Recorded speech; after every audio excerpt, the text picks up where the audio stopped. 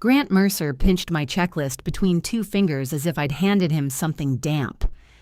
3 pages? He said. Front and back. That got a laugh from 2-day supervisors. Not a big laugh, the kind people use when a new boss has already taught them what counts as funny. It was my first safety rollout as Calder Linen's plant safety manager. I had built the checklist for the overhead sling system, and the final box was marked in red grease pencil. Gate interlock. Failed retest. Grant looked straight at me. Useless paperwork. Then he dropped it into the trash. The page landed face up on blue lint and a collapsed coffee cup. Production continues, he said. No additional review. Through the training room windows, the night crew had seen everything. I stayed quiet as they clocked out because Luis was carrying the yellow carbon copy beneath his maintenance log. Before leaving, they quietly visited records. What I couldn't understand was why my husband never looked back at me. The training room sat above the sorting floor, and every time the rail moved, the windows trembled in their aluminum frames. Beneath us, yellow slings traveled along the ceiling like enormous grocery bags, each one swollen with damp hospital linen. They stopped over the sorting stations, opened from the bottom, and dropped sheets, gowns, towels, draw covers, and whatever else had survived the trip inside red plastic carts. The building smelled like hot cotton, bleach, and money being burned by the minute. Grant turned from the trash can and tapped the laminated production schedule on the wall. We are already 19 minutes behind target. Marcy, start the rail. Marcy Bell stood near the door with her clipboard pressed against her stomach. She'd supervised days for 11 years and could spot a missing cart from across the plant. But Grant's attention made her blink too often. Elena hasn't signed the release, she said. He smiled at her. I'm releasing it. Marcy glanced at me. The red grease pencil was still in my hand. I'd used the same kind when I worked quality because the marks stayed visible through steam and oily fingerprints. This one had worn flat on one side from rolling around my desk drawer. I set it beside the projector remote. The access gate failed 2 out of 5 loaded tests, I said.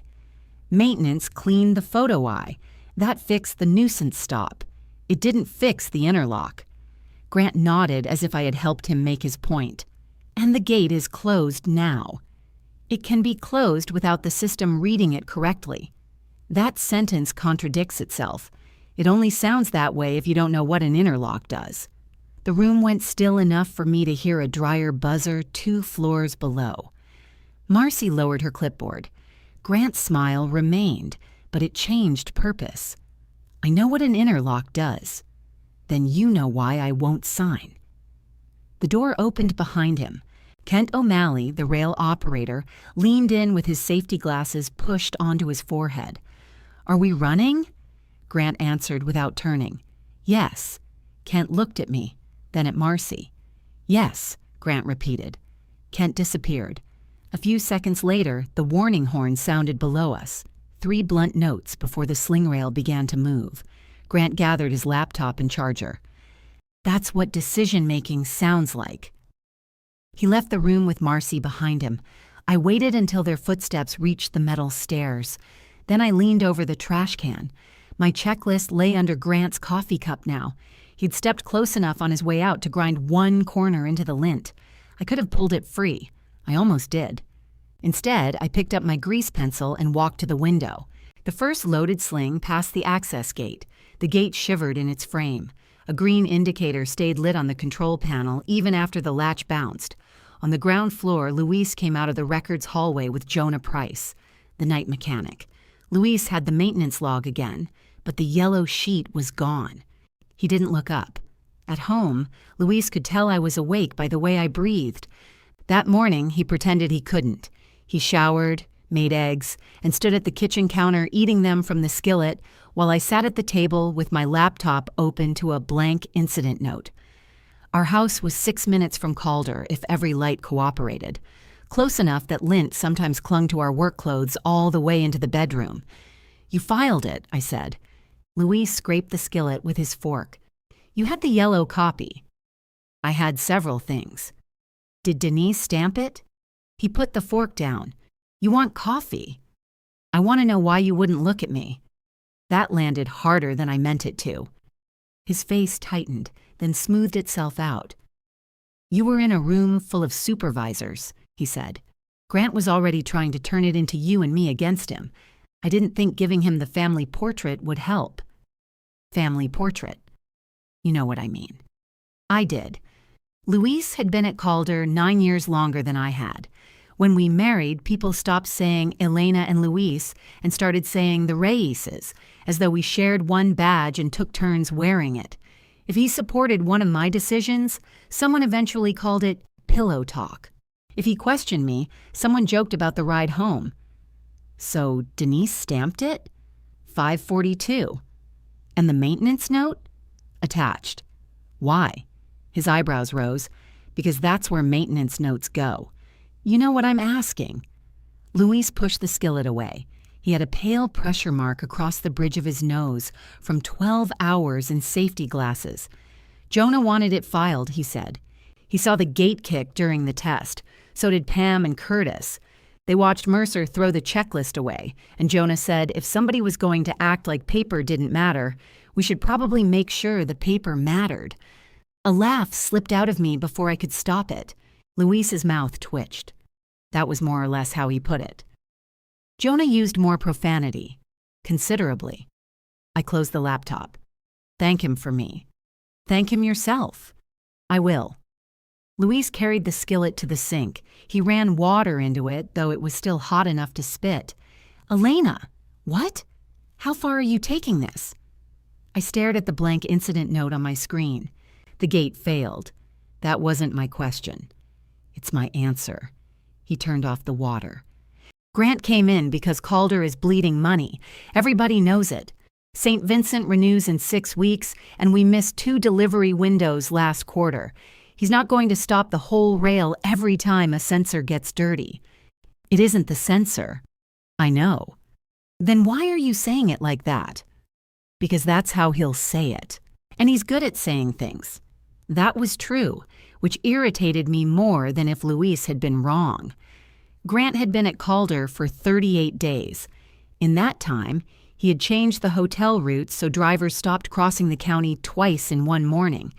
He had moved the steam warm-up cycle by 20 minutes and cut enough wasted gas to make the boiler operator whistle when he saw the weekly numbers. He knew which supervisor padded staffing requests and which vendor had been charging us for emergency calls that happened during normal service hours. He also knew how to make caution sound like vanity. Luis dried his hands on a dish towel. I'm asking because we both work there. I noticed. We're still paying for your shoulder. I noticed that too. He winced. My physical therapy had ended months ago, but the bills arrived with the loyalty of relatives. I'm not telling you to let it go, he said. You're asking how far I'll take it. Yes, as far as the facts take it. Luis leaned against the sink and studied me. That sounds good. You don't think I mean it? I think facts don't walk anywhere by themselves. He kissed the top of my head before going to bed. It should have felt tender. Instead, it felt like something he was doing in case tenderness became inconvenient later. I returned to Calder at 2 that afternoon. The day shift was deep into hotel linen, white sheets moving down the sorting belt in waves.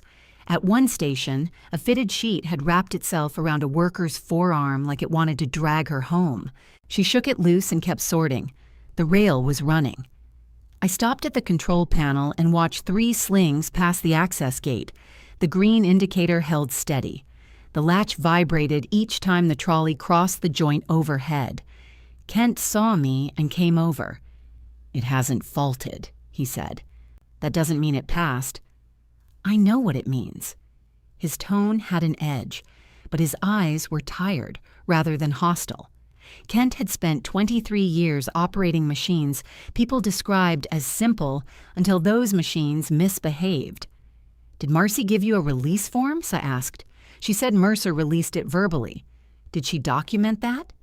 He rubbed his mustache. You 2 are going to get me promoted to customer. You're allowed to ask for written authorization. I'm allowed to ask. He's allowed to remember I asked. A sling approached, wheels rattling over the rail joint. The gate trembled. Kent watched the indicator instead of me. Before Mercer, he said, we'd have shut down, found out there wasn't a part in stock, and spent the whole shift pushing carts by hand. Then shipping would blame sorting. Sorting would blame maintenance, and somebody upstairs would order pizza at midnight like cheese was a repair strategy. I remember. He got us spare belts. He got the West Ironer fixed. Don't make him stupid just because he was an ass to you. I'm not. Kent finally looked at me. That might make this harder, he said. Upstairs, my office door was open. A new sheet of paper sat in the center of my desk. Rapid restart verification, it said across the top. 1 page. 6 boxes. The gate interlock appeared as a single line. Confirm access gate closed. There was no dry test, no loaded test, no maintenance signature. At the bottom, Grant had typed, approved by operations in bold letters. My red grease pencil rested across the page. He had taken it from the training room. I found him in the scheduling office with 3 route maps spread across a table. He was showing a dispatcher how moving 1 hospital pickup by 45 minutes would keep a truck from returning empty. Give me 2 minutes, he told the dispatcher. She left with the maps tucked under her arm. Grant shut the door. I simplified your form, he said. You removed the test. I removed redundancy. The loaded test is what exposed the failure, and maintenance addressed it. They cleaned the photo eye, which eliminated the fault. I set the rapid restart sheet on the table. A fault signal and a failed interlock aren't the same thing. Then explain it without using 3 pages. I explained it this morning. No, you challenged me in front of my supervisors. You threw my work in the trash in front of them. His expression hardened, then eased into something almost patient. Elena, I was told you knew this plant better than anyone. That's why I supported your promotion. You met me 4 days after I got it. And I could have reversed it. There it was, placed between us as neatly as the new form. Grant moved to the window. Below, hotel sheets flowed along the belt. Calder has spent years confusing familiarity with control, he said. Everyone has a story about the time a machine did something strange.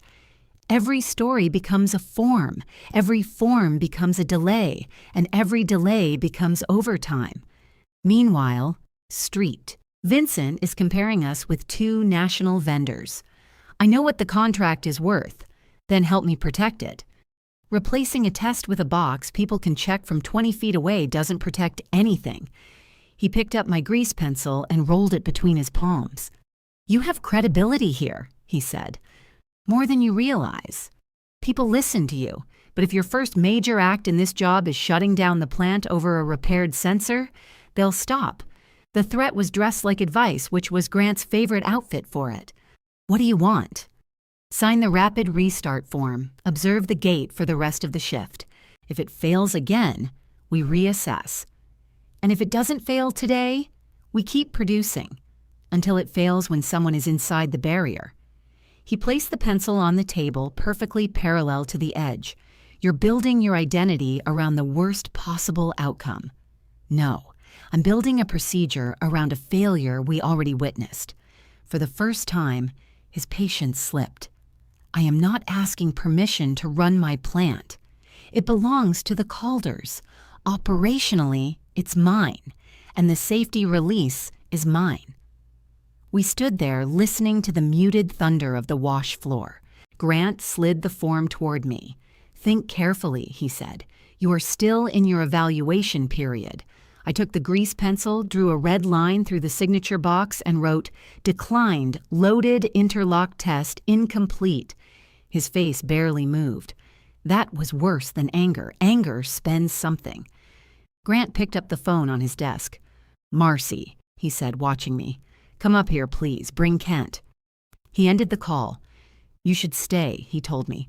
I want everyone clear on who made which decision. 5 minutes later, Marcy and Kent stood inside the scheduling office. Grant placed my marked form in front of them.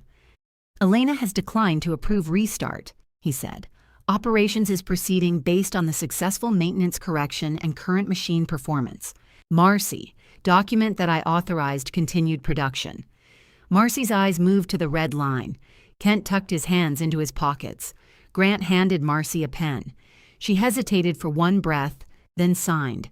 Grant signed beneath her. When he offered the pen to Kent, Kent read the form twice. "I operate the rail," he said. "I don't release it. You're witnessing the condition. I can witness that it's running. That's all I'm asking." Kent wrote, "Rail running. Gate indicator green at 2:36 p.m." He did not sign beneath Grant. He initialed beside his own sentence. It was a small distinction. Grant noticed it. So did I. Grant collected the form and slipped it into a blue folder. "Good," he said. "Now we have a record." He looked at me as though he had just invented records. Down on the floor, the warning horn sounded. A sling rolled toward the access gate, heavy enough to bow at the seams. The latch jumped when the trolley crossed the joint. For half a second, the green indicator flickered dark. Kent saw it. His head turned toward mine. Then the light came back. The sling continued, and Grant closed the blue folder. Kent reached for the stop button. Grant caught his wrist. It wasn't a dramatic grab. 2 fingers against Kent's sleeve, just enough to pause him. "What are you doing?" The indicator dropped. It flickered. That's the same word with less paperwork. Marcy made a sound that might have been a cough. Grant let go of Kent and looked through the window. The sling cleared the gate and continued toward Station 4. "Did the rail stop?" he asked. "No." "Did the gate open?" "No." "Then we have a light issue." "We have a signal issue," I said. Grant picked up the blue folder. "Kent, continue observing. Marcy, get an electrician to check the indicator." "The electrician is Luis," Marcy said. Grant's gaze rested on me for a beat. "Then find another one." Calder had 2 electricians on the payroll. One was my husband, the other, Ray Felton, was attending his mother's funeral in Tennessee. Marcy knew that, Grant probably did too. "I can call Ray," she offered. "At a funeral?" Kent said. "That ought to improve morale." Grant opened the door. "Get someone qualified." He went downstairs with the folder tucked under his arm. Kent waited until the door shut. "I'm qualified to press the red button." "Then press it if the light drops again," I said. Marcy hugged her clipboard tighter. He authorized production. He didn't repeal stop work authority. He seems to think he did. "Marcy." "I heard you." Kent looked through the window. "You 2 finished? Because the giant bag of dirty laundry doesn't care who wins." I spent the next hour beside the control panel with him. The indicator stayed green through 11 slings, then blinked during the 12th. This time Kent pressed stop before I could say anything. The rail groaned to a halt. A yellow sling swayed above the sorting platform. Marcy arrived carrying a multimeter she didn't know how to use. "Where'd you get that?" Kent asked. "Tool crib." "Does holding it make you an electrician?" "It makes me look less helpless." "That's management training right there." She almost smiled. We opened the outer panel without crossing the barrier. The signal wire showed steady voltage. The lamp itself wasn't the problem. I wrote the readings on the back of my pocket notebook while Marcy called Grant. He came down with Wes Calder, the company president. Wes was 60, soft-spoken and permanently rumpled, as if every shirt he owned had been slept in by someone else. His grandfather had started Calder Linen with 2 washers and a delivery van. Wes knew the names of the drivers' spouses and could not explain why the East Tunnel used 12% more water than the West one. Grant could. That was why Wes listened when Grant spoke. "We're seeing an intermittent display issue," Grant said as they approached. Kent looked at me. "An intermittent safety signal," I said. Wes studied the panel. "Can we run?" "Not until we test the interlock under load." Grant exhaled through his nose. "The gate hasn't opened. The interlock is supposed to stop the rail if it does. But it hasn't. Then we can test it." Wes looked from me to Grant. The plant had gone strangely quiet without the overhead rail. Below us, workers pulled linen by hand from the halted carts. The belt kept moving, but slower. "How long?" Wes asked. 20 minutes if it passes," I said. "Longer if it doesn't," Grant said. That's generally how tests work. Wes rubbed his jaw. Run it. Grant stared at him. We're already behind. Then 20 minutes won't kill us. The test took 16. With the sling loaded and moving at production speed, Jonah cracked the gate open 2 inches, using a pull cord from outside the barrier. The rail should have stopped before the latch cleared. It traveled 4 feet. Kent hit the emergency stop. The sling jerked hard enough to spill a knotted sheet from the top. It floated down between us and landed on Grant's shoe. Nobody spoke. He nudged it away. Jonah crouched at the gate panel. Relays sticking. You said the photo eye was dirty, Grant said. It was. 2 things can be wrong on the same machine. Machines are talented that way. How long for the relay? If we have one, an hour. And if we don't?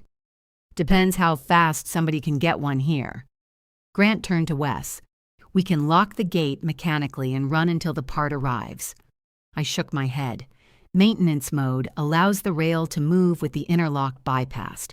A padlock on the gate doesn't prevent someone from entering through the sorting side barrier. Then we secure that entrance too. With what? Grant looked around the platform. Physical controls. Kent pointed toward a stack of orange traffic cones. We could ask those fellas. They look firm. Wes covered his mouth, but I saw the smile. Grant did too. Enough, he said. We had a spare relay. Jonah found it in the bottom drawer of the electrical cage beneath 3 obsolete fuses and a mousetrap that had never caught anything. The replacement took 72 minutes because 1 terminal screw had stripped. Production resumed after the loaded test passed 5 times. By the end of the shift, Grant had converted a failed interlock into a story about his flexibility. He sent Wes a summary praising maintenance for responding quickly to a minor component issue identified during enhanced operational review. My name appeared once. Elena Reyes provided procedural support. Luis read the email at our kitchen table that night and snorted. Procedural support, he said. That sounds like you held Jonah's ladder. I wasn't allowed near the ladder. My shoulder makes me decorative. He slid his phone across the table. You're very supportive decoration. I smiled despite myself. The humor lasted until he asked why Grant had called him into the office before he left. What did he want? To know if I could move to days. I stopped folding a dish towel. Luis watched my hands. Day maintenance manager. 10% raise. That position doesn't exist. He wants to create it. Why? He says day shift needs stronger technical leadership. Today. He says he's been considering it. Since when? Elena. Did he mention the interlock? Luis leaned back. Eventually. What did he ask? Whether I agreed, the issue was resolved by replacing the relay. It was. And whether operator confusion contributed to the shutdown. I set the towel down. What did you say? That the light dropped because the relay stuck. Then Kent stopped the rail. I'm not sure where confusion enters the story. Did Grant ask you to put that in writing? He said the promotion would involve helping him improve maintenance documentation. That isn't an answer. No. He didn't hand me a form. Luis got up and opened the refrigerator. He stared inside without taking anything. 10%, he said. I heard you. It gets us out from under the therapy bills by fall. I know. And days. I know what days are. He shut the refrigerator. I didn't say yes. You didn't say no. No. The honesty was worse than a lie would have been. I picked up the dish towel and folded it again, matching corners that already matched. Luis sat across from me. I'm allowed to think about it. I didn't say you weren't. You're folding that thing like it insulted your mother. I put it down. He reached across the table, but I moved my hand to the stack of clean towels. His fingers landed on bare wood. Do you think I'd sign something false? He asked. I think Grant doesn't need you to lie. He needs you to use his words. And you think a raise buys that? I think he does. Luis looked toward the dark kitchen window. Maybe he thinks I'm good at my job. You are. That came out fast. Because it's true. But it can't be the reason he offered. Not the only one. He nodded slowly. There's always another box on your form. That's unfair. So is acting like I'm already bought. He went to bed before me. I slept on the couch by accident, which is what people call it when they are too proud to carry a blanket down the hall. Grant stopped throwing things away after that. He started replacing them. My 3-page checklist disappeared from the shared drive. In its place was the rapid restart form, revised to include a line for maintenance initials, but no loaded test. When I restored my version, his assistant moved it into an archive folder. When I restored it again, my editing access vanished. Grant reassigned daily gate inspections to Marcy and told the supervisors that safety would serve in an advisory capacity. He praised me at the morning huddle for catching the faulty relay, then announced that all shutdown recommendations would go through operations to ensure consistent decision-making. Afterward, Kent followed me toward the stairs. "Congratulations," he said. "For what?" "He thanked you right before taking your keys." "That's practically a ceremony." "I still have my keys." "Give him time." Denise Harrow called me into records that afternoon. Records occupied a narrow room behind payroll, lined with gray cabinets that smelled faintly of dust and toner. Denise kept a peppermint jar on the counter with a handwritten sign that said, "One per person, Kent." She closed the door after me. "Grant's assistant came down yesterday," she said. "For what?" "The yellow checklist." My stomach tightened. "Did you give it to her?" I gave her a copy. "Denise, it's records. We give people copies." "Did she say why?" "She said operations had issued a final form and wanted obsolete drafts removed." The brass date stamp sat beside her keyboard. Its black handle was worn smooth at the top. "What did you tell her?" "That filed records don't become unfiled because somebody writes final on something else." I breathed out. Denise opened a drawer and removed a pink access log. Then she asked if I could replace the yellow sheet with the new one. Replace. Her word. "Did you document the request?" Denise tapped the log with one polished fingernail. Grant's assistant's name, time, and stated purpose were written in blue ink. "I document people who ask me not to document things," she said. "It saves time later." I wanted to hug her. Denise would have hated that, so I took a peppermint instead. She pointed at the sign. "I'm one person. Today." I unwrapped the mint and looked at the cabinets. "Can Grant order you to destroy it?" "He can issue a retention change. Would you follow it?" "If Wes signs it and legal approves it." Calder's legal department consisted of an outside attorney who visited twice a year and billed in 6-minute increments. "And until then?" Denise picked up the brass stamp and brought it down on the access log. The metal knock filled the little room. "Until then," she said, "it was filed at 5:42. The sanitation lead, Pam Dorsey, found me by the vending machines the next morning. Pam had worked nights so long she referred to lunch as breakfast and thought 8 in the morning was an unreasonable time for conversation. She held a bottle of orange soda and looked offended by daylight. "You still investigating the gate?" she asked. "I'm still doing my job, if that's what you mean." "I don't know what your job is anymore." Mercer sent a chart. He likes charts. This one had arrows. Then it must be serious. She twisted the cap from her soda. "The gate acts up after washdown. I know lint gets on the photo eye. Not the eye, the latch." She told me the sanitation hose had been rerouted 3 months earlier after a ceiling pipe repair. The new angle sent spray against the gate housing. Her crew dried it, but water collected behind the lower plate. The failures didn't happen every cleaning. They happened after the long washdown on Thursdays, when sanitation foamed the rail supports. "Do you have schedules?" I asked. Pam took a long drink. "I have schedules, chemical logs, and 3 months of complaints nobody reads." I read them. "That may be the saddest thing anyone said to me this week." Her logs matched the maintenance calls. 4 intermittent gate faults, all within one shift of the Thursday washdown. I brought the pattern to Grant. He listened without interrupting. When I finished, he asked, "Is the new relay sealed?" Yes. Then water intrusion shouldn't affect it. Shouldn't isn't a test. He folded his hands. What do you recommend? Inspect the housing, correct the hose angle, and repeat the loaded test after Thursday's sanitation. That means delaying Friday's startup. About 20 minutes. Submit it as a recommendation. I'm issuing it as a required verification. His eyes cooled. You don't have that authority. My job description says I do. Your reporting structure has changed. My job description hasn't. Grant leaned back. Elena, I am trying to give you room to adjust. To what? To how an accountable operation works. I thought of the yellow copy in Denise's cabinet. Accountability requires a record, I said. Results are a record. Only when nothing goes wrong. Thursday night, Pam's crew completed the long washdown. Water beaded along the gate housing and dripped from the lower plate exactly where she had said it would.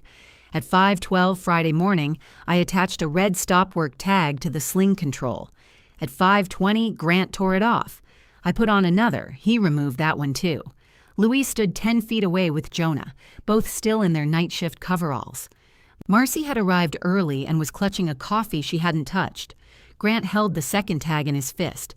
If you attach another unauthorized tag, he said, I will place you on leave. The control panel hummed beside us. Beyond the barrier, a loaded sling waited on the rail. I took a third tag from my pocket. Louise said my name quietly. I looked at him. For the first time since the checklist hit the trash, he looked straight back.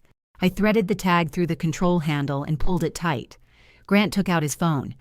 Human Resources, he said. Now. Human Resources was Janice Cole, who handled benefits, hiring, terminations, birthday cards, and the annual argument over whether the vending company owed Calder refunds for stale crackers. She arrived carrying a legal pad and wearing one earring. I came as fast as I could, she said. What happened? Elena shut down production without authorization, Grant said. The interlock housing was exposed to water during washdown. Janice looked at the gate. Is anyone hurt? No, we said together. Is anything on fire? No. She touched her empty earlobe, realized what was missing, and sighed. All right, let's go upstairs before one of those answers changes. Grant wanted the tag removed first. I refused. He looked at Janice. This is exactly the issue. Janice read the writing on my tag. Interlock verification required after water exposure. Can the machine be tested with the tag on? No, Jonah said. That's the general charm of a stop tag. Grant shot him a look. Janice rubbed her forehead. Elena, come with me. Grant, leave the tag where it is until we determine who has authority to remove it. My authority is not in question. Then 10 more minutes won't damage it. Grant's jaw tightened. It was the first time I had seen someone stop him without raising their voice or producing a wrench. Janice led me upstairs. Her office was across from payroll and decorated with framed photographs of Calder picnics going back 20 years. In half of them, Wes stood behind a grill holding a spatula, like he'd been elected to it. Janice shut the door, found her other earring in her pocket, and put it on while I explained. She wrote down dates, names, and the time I had attached each tag. Did you receive Grant's revised reporting structure in writing? She asked. I received a chart. With arrows? Yes, I've seen it. Did it change my stop work authority? That's one of the things I need to determine. My job description is in my personnel file. I know where it is. Then determine it. Janice put down her pen. You've known me 12 years. Don't speak to me like I work for Grant. Do you? I work for Calder. So do I. Yes, and right now, one of you is treating that like a shield and the other is treating it like a weapon. I sat back. She softened a little. I believe you saw a risk. I also have a vice president telling me you repeatedly defied a direct instruction. His instruction was to bypass a required test, which is what I have to sort out.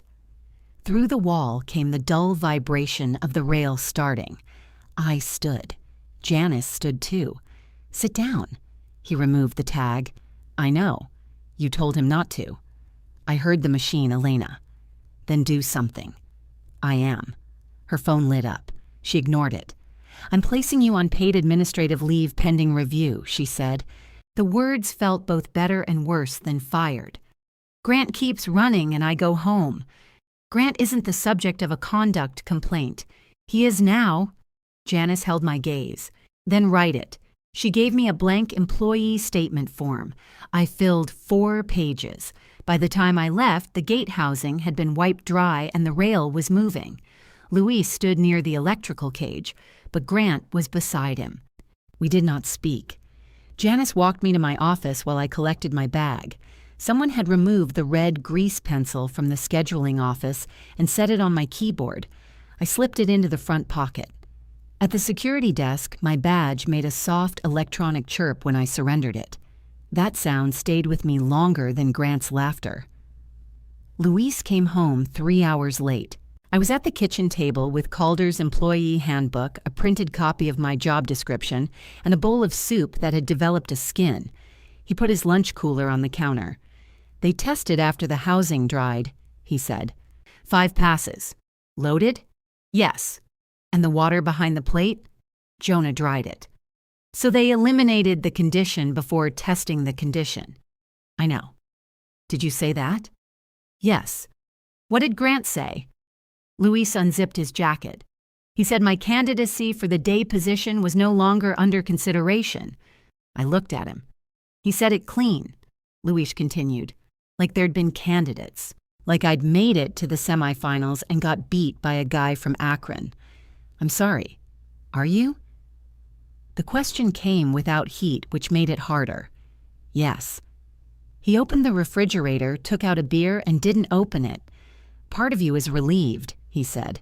Part of me hated that he offered it. That isn't what I said. I folded my hands over the handbook. Luis sat across from me. I wanted the job. I wanted the money. I liked the idea of sleeping when you sleep, and I still told him the shutdown wasn't operator confusion. I know. You keep saying that like knowing is the same as losing it. It isn't. No.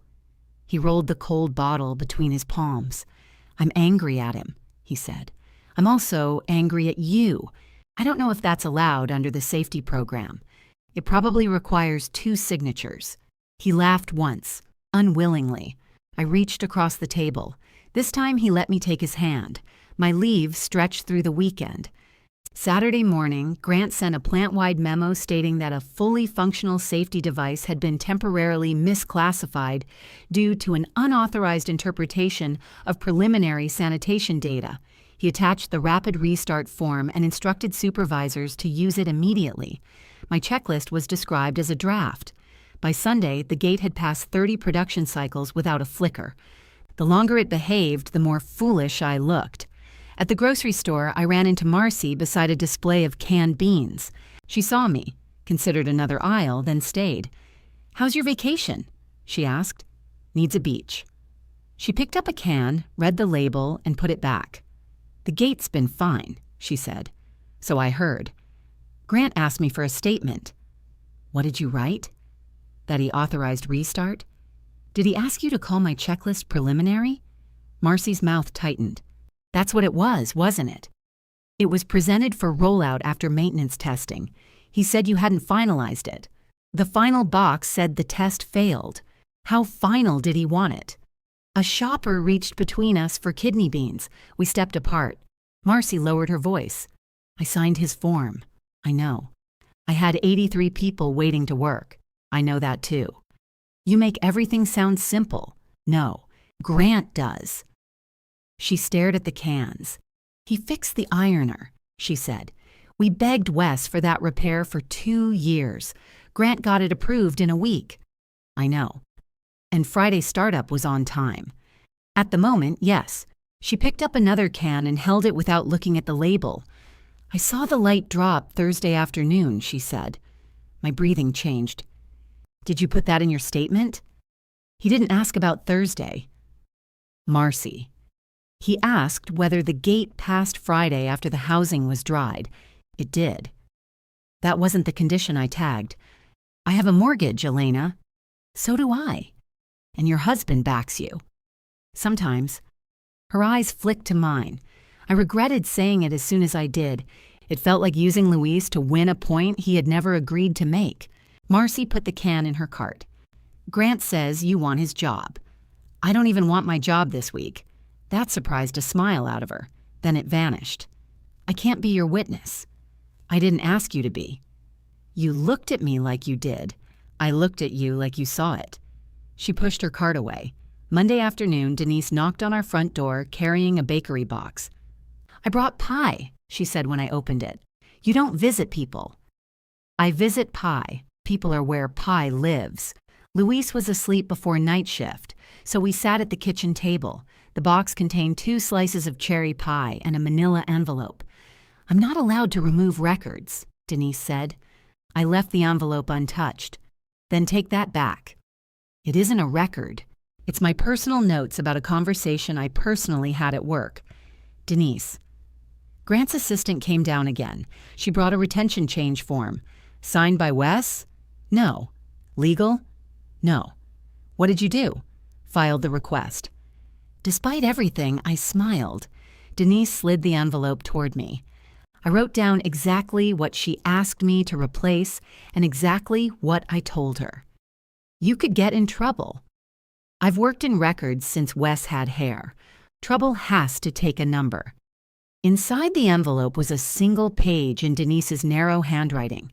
She had noted both visits, the requested substitution, and the absence of required approvals. At the bottom, she had written, "Original filed item remains retained under standard incident document schedule." Why are you helping me? She cut her pie with the side of a fork. Because I watched my department become a closet people visit when they want yesterday to look different. That doesn't answer the question. Yes, it does.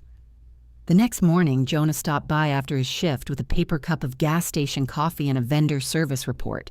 He stayed on the porch. You didn't get this from me, he said. I'm tired of people bringing me things I didn't get from them. Then think of it as litter. The service report was from Harmon Rail Systems. 3 months earlier, their technician had recommended replacing the entire sealed interlock assembly and correcting the gate alignment. Grant had approved cleaning, adjustment, and a spare relay instead. At the bottom, the technician had written, "Recurring vibration may produce intermittent, unsafe state signal. Full assembly replacement recommended before sustained high-speed operation." Did Grant see this? I asked. His electronic approval is on page 2. Page 2 showed Grant's name, date, and selected repair option, temporary corrective service. Why didn't I get this with the maintenance history? Because it was filed under vendor proposals, not work orders. That distinction was exactly stupid enough to be true. Jonah blew across his coffee. Also, somebody came in Sunday. Who? Vendor tech. Replaced the relay socket, sealed the housing, realigned the gate. Grant had Marcy sign the completion slip. He repaired it before sending the memo. Looks that way. Does Janice know? Don't know. Does Wes?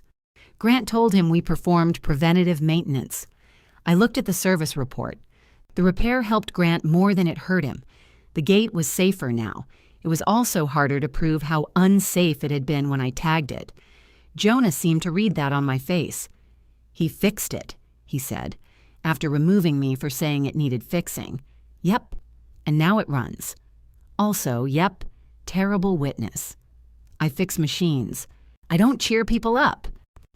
At my review meeting Wednesday, Grant arrived with the blue folder.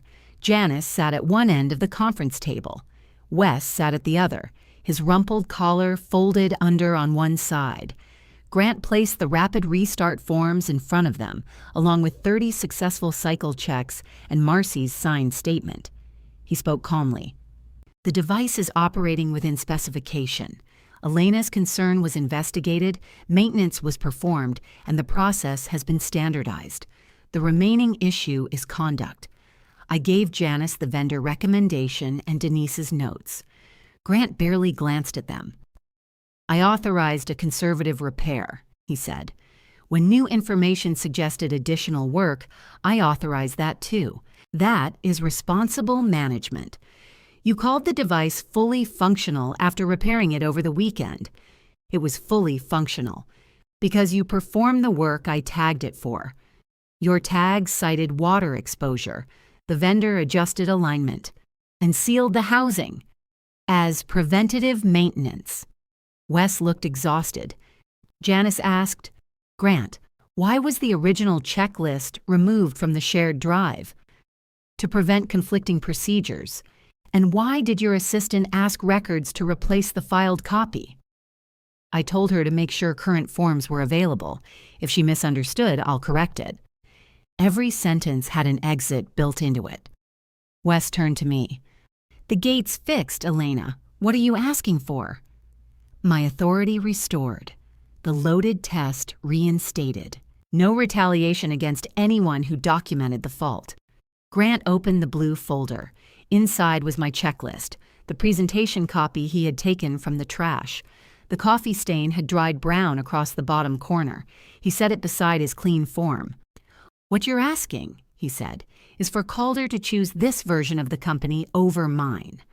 I looked at the red mark I had made before any of this began. "No," I said. "I'm asking Calder to remember which version existed before the repair." Janice closed her legal pad. Wes postponed the decision. That night, St. Vincent sent an emergency order large enough to add 3 hours to Friday production. Grant raised the sling speed and called in the full maintenance crew. Before Luis left for work, he stood by the kitchen door reading the revised schedule. 112%, he said. "Can the rail handle it?" "The rail can. And the gate?" He folded the schedule and slipped it into his jacket. "We're about to find out." The rail stopped at 1:18 Friday morning. I was awake on the couch with the television muted when Luis's name appeared on my phone. Loaded sling stalled over Station 4. Gate shows green with latch open. A second message followed. Grant says reset in maintenance mode. I called once. Luis didn't answer. At 1:31, Janice called me. "Can you come in? I don't have a badge. I'll meet you at the door." The parking lot was full enough to look like day shift. Steam rose from the roof vents and drifted beneath the security lights. Through the loading bay windows, I could see workers pushing red carts by hand, while the overhead slings hung motionless. Janice waited inside with my visitor badge. "What happened?" I asked. "Luis refused a direct order. Grant sent him home." "Where is he?" "Still on the platform." So Grant didn't send him home. Luis declined to leave while maintenance was inside the barrier. That sounded like him. The stalled sling hung above Station 4, its bottom seam sagging under wet linen. The gate stood open 6 inches. Its green indicator glowed steadily. Luis was beside the control panel with Jonah and Pam. Grant stood across from them, jacket off, shirt sleeves rolled to his elbows. Marcy hovered near the stairs, holding the blue folder. Grant saw me coming. "Why is she here?" "I requested her," Janice said. "She's on leave. She's still the plant safety manager until the review is complete." Grant turned to Wes, who had arrived wearing wrinkled khakis and a Calder linen windbreaker over his pajama shirt. "You told me the conduct issue was unresolved." "It is," Wes said. "So is that sling." The gate indicator stayed green when Jonah pulled the latch fully open. That ended the argument over whether there was a fault. It did not end the argument over what to do about it. Grant pointed toward the rail. "The trolley is lodged at the joint. Maintenance can enter, release the drag, clear the barrier, and reset from the panel." "With the sling loaded over them?" I asked. "We secure it." "How?" "Jonah has a chain hoist." Jonah shook his head. "Chain hoist is rated for the trolley, not the bag." "The sling isn't falling." Luis looked at him. "Then why do you need me to go under it?" Grant's face reddened. "Maintenance mode allows controlled movement." "With the gate open," I said. "That is why it's called maintenance mode. It's for unloaded service with the rail isolated." "Your draft checklist says that?" "The manufacturer's manual says it." Grant looked at Jonah. Jonah raised his paper cup. "It does. Below us, hotel sheets and hospital gowns were piling up in carts. A shipping supervisor came over to Marcy and whispered something. "We missed St. Vincent's truck in 40 minutes, Marcy said. Grant pointed at Luis. "Reset the trolley." "No, this is a direct operational instruction. I heard it. You are refusing to perform your job. I'm refusing to move a loaded rail over people while the access gate is reading safe in the open position." Grant stepped closer. "Elena put that language in your mouth." Luis gave him a tired look. "I've been fixing this rail since before she worked in safety." The words loosened something inside me. Luis wasn't standing there as my husband. He wasn't defending me. He was standing in front of a machine he understood, telling the truth in his own words. Grant turned to Jonah. "Will you perform the reset?" "Nope, Pam." "I wash things," Pam said. "Mostly things that don't weigh 600 pounds over my head." Kent had come in early after Marcy called. He studied the stalled trolley from the other side of the barrier. "If we unload the sling manually from the sorting platform, we can take the weight off the rail," he said. "That takes an hour," Grant said. 40 minutes if everybody quits discussing my personality." Wes nodded. "Do it." Grant stared at him. "We lose the delivery window." "We've already lost it. We can still make it. Not like this." For a moment, Grant looked less angry than stranded. He had built his whole value at Calder around minutes saved, routes tightened, boilers started at the exact second they became profitable. Now every minute passed in front of him where everyone could see it. He shut the blue folder in Marcy's hands. "Fine," he said, "unload it." The crew secured the platform and pulled the linen out in bundles using long-handled hooks. Wet sheets fell into red carts with heavy slaps. Pam climbed onto an empty cart to reach a gown caught on the sling seam. "Safety manager," she called to me, "is standing in a laundry cart approved?" "No." "What if I look confident?" "Especially not then." Jonah brought her a step platform. Once the sling was empty, they isolated the rail and chained the trolley. Jonah found that the high-speed vibration had shifted the gate bracket just enough to let the actuator ride against the switch. The system read the gate as closed, even when the latch was open. The vendor report had warned about recurring vibration. The new relay and sealed housing had worked. The alignment had not held at 112%. At 3:06, St. Vincent's truck left without half its order. Grant began writing his account before the rail was repaired. He called the shutdown an unnecessary escalation initiated by maintenance employees acting under obsolete procedural guidance. He wrote that Luis had refused a safe, controlled reset and that my prior conduct had created confusion over authority. He handed the statement to Janice at 4 a.m. She read the first page and said, "I need everyone's account separately." "Time matters," Grant said. "That seems to be the theme." Denise arrived at 5-10 minutes before her normal shift, wearing a cardigan buttoned wrong. She unlocked records while Janice collected statements from Luis, Jonah, Pam, Kent, and Marcy. Luis wrote down Grant's exact instruction. Jonah documented the loaded sling and the open gate signal. Pam attached the sanitation logs. Kent described the rail speed, the vibration, and the unloaded recovery. Marcy sat with her statement for 20 minutes. Then she crossed out 2 lines and started again. When she finished, she handed Janice the rapid restart form from the blue folder. "He told me to use this instead of Elena's," she said. "He told me the original was never final." Denise returned from records carrying the yellow checklist in a clear sleeve. The brass stamp showed 5:42 on the morning Grant threw the presentation copy away. Luis's maintenance note was attached behind it. The failed loaded test was marked in my red grease pencil. Under distribution, Jonah had written night shift copy filed before restart. Grant looked at the sleeve for a long time. "You retained an obsolete draft," he said. Denise adjusted her glasses. "I retained the filed record. After a final form was issued. Records preserve what happened. They don't improve it." Janice placed the rapid restart form beside the yellow copy. Then she added the vendor proposal, Grant's temporary repair approval, the weekend completion slip, Pam's sanitation pattern, and the morning's shift statements. The documents covered most of the conference table. Not one of them was enough alone.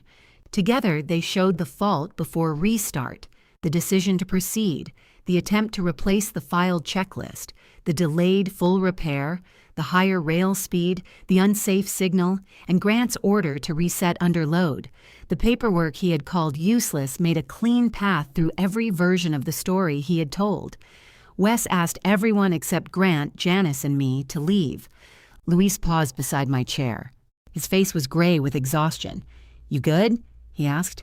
"I don't know." "Me neither." He squeezed my shoulder, the good one, and followed the crew out. Grant waited until the door closed. Then he changed tactics. "Elena can return today," he said. "Full title, full pay. Luis receives no discipline for the refusal." Janice looked at him. "You don't have authority to resolve your own review. I'm proposing a practical outcome." "What do you want in return?" I asked. "A clarification. The original checklist was preliminary. The Friday tag exceeded your reporting authority. Last night's fault was caused by increased vibration, not the condition you cited. You want 3 separate events cut apart so none of them points to the next. I want accuracy. You want my signature." Grant slid a blank statement form toward me. "You get your job back," he said. "Your husband keeps his. We repair the alignment, train the shifts, and move on." There was a time when that offer would have sounded like victory. My badge back. Luis protected. The bills paid. Grant no longer laughing. I looked through the conference room window. On the floor below, the crew had begun moving again. They were tired and behind schedule, but the linen still had to be washed. "What happens to Marcy?" I asked. "She remains day supervisor." "Denise?" "Nothing." "Jonah and Pam?" "No retaliation." "Written." "Fine. Stop work authority restored across every shift. Safety reports to Wes, not operations. Loaded testing after sanitation and any maintenance involving the gate. Vendor training paid for operators and maintenance." Grant's mouth tightened. "You're negotiating policy from a conduct complaint. I'm negotiating my return. You are in no position to do that." Wes spoke from the end of the table. "She appears to be." Grant turned. "You brought me here to make Calder competitive." "And you did good work," Wes said. "The roots are better. Steam use is down. The ironer finally runs. But you tried to change a filed record after overruling the person responsible for it." "That is not what happened." Janice tapped Denise's access log. "It's what your assistant requested twice." "If she misunderstood..." "She wrote that you instructed her," Janice said. Grant looked at the yellow checklist again. Wes's voice stayed quiet. "You're removed from safety oversight while we complete the review.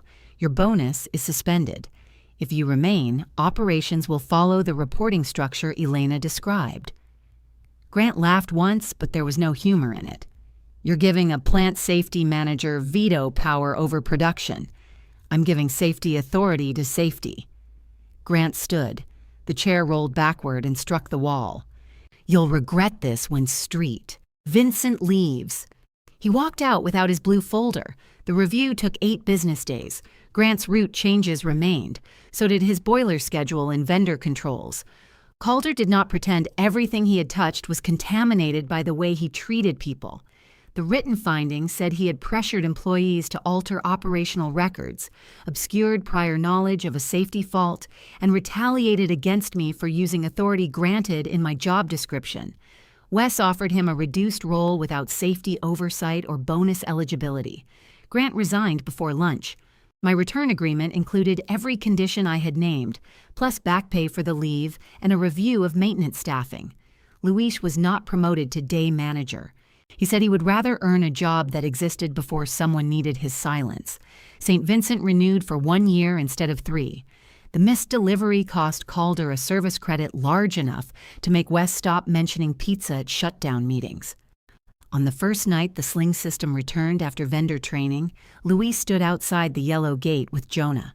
Kent watched the control panel. Pam leaned on her mop handle, pretending she had not stayed late to see it. We ran the dry test, then the loaded test. Luis opened the gate with the pull cord. The rail stopped before the latch cleared. Kent reset it, and we ran 4 more cycles.